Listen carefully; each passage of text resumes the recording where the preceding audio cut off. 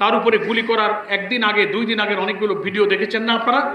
সে তার জীবনের উপরে হুমকি, নিরাপত্তাহীনতার কথা দিয়ে প্রকাশ্যে খোলামেলা কথা বলেছে। একটা জুলাই যুদ্ধে যখন তার জীবনের উপরে এরকম হুমকি, এত নিরাপত্তাহীনতার তথ্য পেশ করতে পারে, 11 তারিখে তারা বলেছে, 12 তারিখে হাদি কিন্তু শুট হয়েছে। কি দেখেছেন আপনারা? এরপরে কি টার্গেট আছে? নির্বাচনের আগে এই জুলাই যোদ্ধাদেরকে হত্যা করতে না পারলে আগামী জাতীয় নির্বাচনে ইসলামপন্থী ভারতীয় আধিপত্যবাদ বিরোধী শক্তির এখানে বিজয় হবে। সেই বিজয়ের ঠেকাবার জন্য তারা আজকে এই সমস্ত জুলাই যোদ্ধা তরুণ সেনাপতিদেরকে তারা হত্যা করার টার্গেট করেছে। এরপরে এক একজন করে নাম শোনা যাচ্ছে, এরপরে টার্গেট অমুক, এরপরে টার্গেট অমুক। আমরা গতকালকে প্রধান উপদেষ্টার সাথে সাক্ষাৎ করে বলে এসেছি যে একটি দেশের ইন্টেলিজেন্স ফেলিউরের একটা মাত্রা থাকতে পারে। পিলখানা হত্যাকাণ্ডে প্রকৃত অপরাধীদের আপনি খুঁজে পেলেন না, শাপলা চত্বরে প্রকৃত হত্যাকারীদেরকে আপনি খুঁজে পেলেন না। এই সরকার যারা যখন ছিলেন তারা কেউই পান নাই। একটা হত্যাকাণ্ডের পরে প্রচুর তদন্ত, প্রচুর দৌড়াদৌড়ি, কিন্তু হত্যার আগে যে আলামত যখন পাওয়া যায়, ইনফরমেশন পাওয়া যায়, এই যে শরীফ ওসমান হাদি, তার উপরে গুলি করার একদিন আগে 2 দিন আগের অনেকগুলো ভিডিও দেখেছেন না আপনারা? সে তার জীবনের উপরে হুমকি, নিরাপত্তাহীনতার কথা দিয়ে প্রকাশ্যে খোলামেলা কথা বলেছে যে আমাকে গুলি করা হতে পারে, আমি মরে যেতে পারি, মরে গেলে আমার কোনো দুঃখ নেই, কিন্তু সেই হত্যাকারীদের ধরে যেন বিচার করা হয়। শুনেছেন আপনারা এই ভিডিও? আমার বাচ্চাটাকে তোমরা একটু দেখে রেখো। একটা জুলাই যুদ্ধে যখন তার জীবনের উপরে এরকম হুমকি, এত নিরাপত্তাহীনতার তথ্য পেশ করতে পারে, যাকে সারা বাংলাদেশ চেনে, গোয়েন্দারা চেনে, সরকার চেনে, ইন্টেলিজেন্স চেনে, সেই লোকটা এই কথা বলার পর তার নিরাপত্তার জন্য সরকার কি ব্যবস্থা করেছে?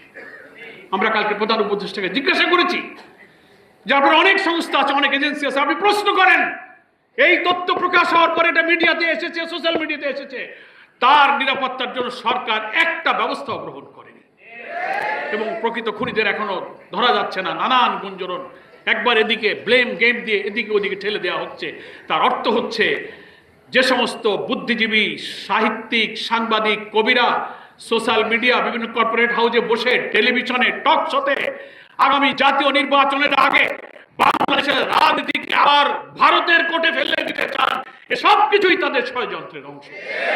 আপনারা আর একটা সোশ্যাল মিডিয়াতে তথ্য দেখেছেন, সাংবাদিক জুলকারনাইন সাহেবের পক্ষ থেকে প্রচার করা হয়েছে, টেলিগ্রাম একটা ইন্টারনাল কনফারেন্স হচ্ছে, সেখানে অনেক আওয়ামী লীগের দেশি বিদেশি নেতা, সেখানে বক্তব্য বলা হচ্ছে, পরামর্শ হচ্ছে, এদেশের আওয়ামী লীগকে অভয় দেওয়া হচ্ছে যে তোমরা বেশি টেনশন করবো না, যা করবার আমরা করে দিচ্ছি। 11 তারিখ থেকে লোক ঢুকে যাবে, আমরা লাইসেন্স পেয়ে গেছি, সশস্ত্র লোক ঢুকছে, চট্টগ্রাম, ঢাকা অ্যাকশন হবে, প্রয়োজনে পরে খুলনাতে যাওয়া হবে। শুনেছেন আপনারা সেগুলো? আমরা সেগুলো প্রধান উপদেষ্টাকে বলেছি। আন্তর্জাতিক একটা মিডিয়া, আল জাজিরার সাংবাদিকের পাঠানো এই টেলিগ্রাম মিটিং এর সাথে কারা জড়িত ছিল, কারা ছিল, তথ্য প্রযুক্তির এই চরম উৎকর্ষতার যুগে এই তথ্য বের করা কোনো কঠিন কাজ নয়। 11 তারিখে তারা বলেছে, 12 তারিখে হাদি কিন্তু শুট হয়েছে। কি দেখেছেন আপনারা? এরপরে কি টার্গেট আছে? এত কিছু পাওয়ার পরও যে দেশের গোয়েন্দা সংস্থা হাজার হাজার কোটি টাকার বেতন নেবে, সুযোগ সুবিধা ভোগ করবে, গাড়ি বাড়ি ভোগ করবে, আর আমার সমাজের শ্রেষ্ঠ সন্তানদের জীবনের নিরাপত্তার তথ্য দিতে ব্যর্থ হবে, তাদের এখানে চাকরি করার কোনো অধিকার।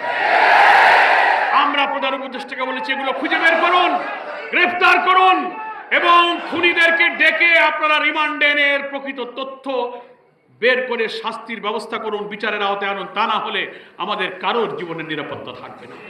আগামী নির্বাচনে 300 আসনে যারা প্রার্থী হবে তাদের জীবনও তো ঝুঁকির মধ্যে পড়েছে, নাকি বলেন?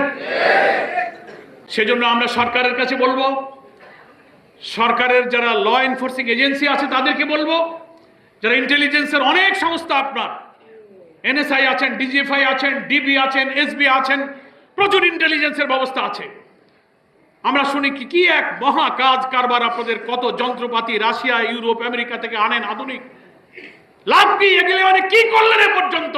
আপনি দেখান স্বাধীনতার 54 বছরে আপনারা কোন সরকারি তার এই গোয়েন্দা কার্যক্রম, অত্যাধুনিক ইনস্ট্রুমেন্ট, হাতিয়ার, ইকুইপমেন্ট, লজিস্টিক সাপোর্ট ব্যবহার করে জাতির নিরাপত্তা একটা দায়িত্ব আপনারা পালন করতে পারেন? কি করতে পেরেছেন? আওয়ামী 16-17 বছরে খুনি হাসিনা, ফ্যাসিস্ট হাসিনা, এইসব গোয়েন্দাবাজির হাজার হাজার কোটি টাকা নানান প্রজেক্ট এনে ইসলামপন্থী আলেম ওলামা পীর মাশায়েখ দিনদার স্কলার ইয়াং তরুণ ছেলেদেরকে ধরে নিয়ে জঙ্গি বানিয়ে তাদেরকে আটকে রেখে তাদেরকে আপনারা হত্যা করছেন। মিথ্যা ভুয়া গোয়েন্দা প্রতিবেদন দিয়ে নিরীহ নিরপরাধ ছেলেদেরকে জঙ্গি সাজিয়ে তাদেরকে ক্রস ফায়ারে দিয়েছেন। এই গোয়েন্দা এই প্রশাসন আমরা চাই না।